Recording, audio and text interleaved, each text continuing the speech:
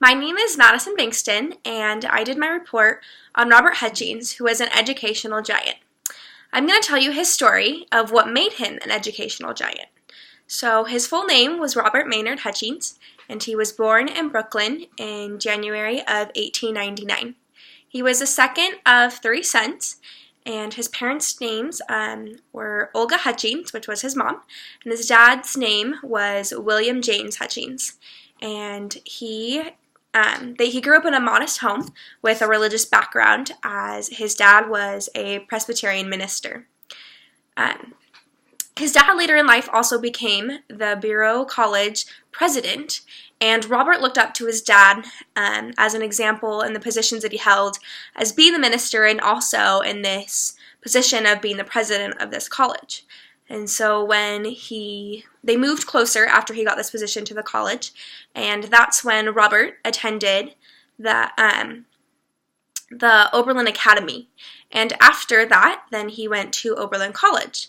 Now, this college had the ideals of righteousness and hard work, and Robert had always had those ideals in his household, which then continued on throughout the rest of his life as well. And a few years after attending that college, he and his brother went into the United States Army, and this was around World War II, and they were working in the ambulance service. So while in this service, that he was in the United States Army, he was awarded the Cross de Guerra, which was awarded to him by the Italian government, and it can only be given during a time of war, and it was for military valor. And so after working in the Army, he came home and he went to Yale University in 1919. So when he went to school, his parents paid for his tuition, but he had to pay for his means and all his other expenses. And so he was working, and he had to work around 6 hours a day, which is a lot to pay for all these expenses.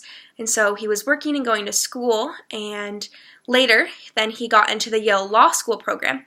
And then after he graduated that program, he married Maud Hutchins, who was a novelist, and later they had 3 daughters together.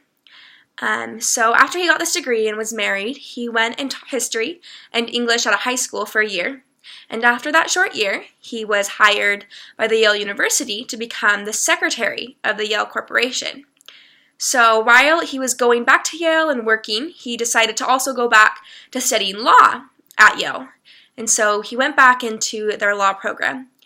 And once he finished that program, but was still working for Yale, he began to also teach courses on evidence and utility law. So at this point, Robert had completed a lot in his life, and he was only in his 20s. He had just been promoted to holding the position of being a full dean at Yale, which normally doesn't happen to people later in their life.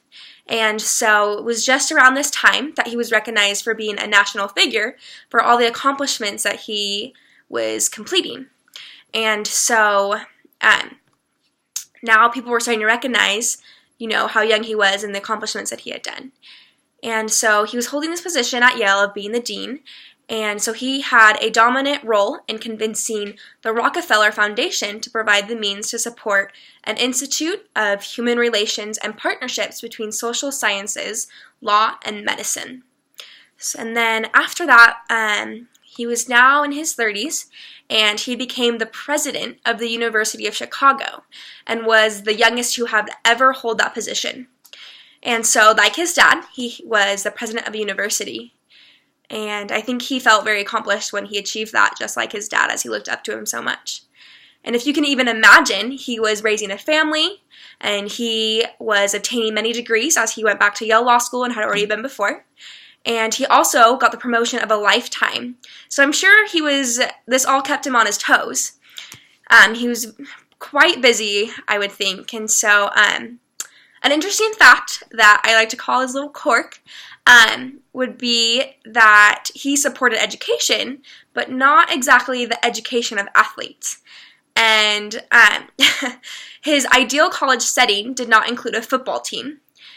He had very strong feelings about campus sports and how they were more of a distraction, and he believed that schools should rather be recognized for their academics instead of their sports. And so, pursuing this ideal, he convinced the University of Chicago to drop their football program. And it didn't hurt that they had many losing seasons prior to dropping the program anyways. And so this led him to eliminating the football program and later fraternities as well as religious organizations for the same reasons. And I can't say that other colleges jumped on board with this though. But anyways, later in his life, Robert had become the head of the Ford Foundation, which was created to manage the surplus of money the Ford Automotive Company was making. And during this time, they were making tons of money because it was the new thing. And so he was put in charge of managing where to put these funds, and he knew exactly what to do. He decided that he would establish funds for the advancement of education and for adult education, which still continue today in teacher training, in college early entrance programs, and advancements of other education projects. The funding of adult education led to sponsoring programs in the liberal arts, including what we now know as PBS, which where our all favorite TV show came, Sesame Street, is still on, and so we owe him a big thank you for that. But studying about Robert Maynard Hutchins' life and beliefs has given me a different perspective on things that I have never considered before. This is a quote that he said, and it reads, "The object of the educational system, taken as a whole, is not to produce hands for industry or to teach the young how to make a living. It is to produce responsible citizens."